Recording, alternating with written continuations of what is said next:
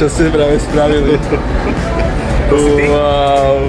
Wow. Nový človek, nový hlas. Oh my god, ja mám mikrofóny DJI za $300. Len tak proste, aj sa nechumelilo, ty kokot. Wow. Ďakujem, kamal, fakt. Jedna z vecí, čo nebola na mojom wishliste, ale potreboval som ju, sú tieto mikrofóny.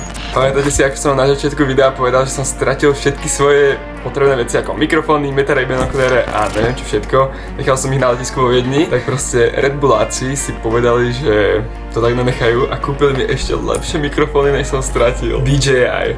Toto sú fakt, že mordy, ľudia. Ja som nikdy také nemal a ja som akože vedel, že si takéto budem musieť raz kúpiť. Ja som nahrával proste videa na ulici v Prahe aj v Bratislave, jak proste behám. Som natáčal na tento telefón a voiceover, alebo teda hlas som natáčal na druhý, takže si to natáčal a ja že čaute ľudia, ako sa dneska máte, takto. Potom som ten hlas musel spájať s obrazom z týchto dvoch telefónov do jedného videa. S týmto jednoduché, kompaktné a úžasné a preto si ideme spraviť unboxing. Fakt som bol dojatý, keď som to dostal do píči. Fakt sa teším z týchto vecí, ľudia.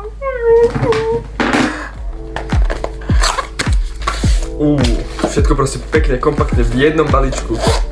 Ľudia, ono to je proste celé ako Airpody. Chápete, že to máte celé v jednom balení. Dáte tam vybité na chvíľku a vyťahnete nabité. Ideál. Kámo, už teraz sú nabité. Kámo, pecka, ty kokos, jak vyzerajú, tu sú ešte tie dvojky, to sú tie najnovšie. Wow. A ja mám ešte starý telefón, iPhone 13. To máte proste na lightning. Teším sa strašne.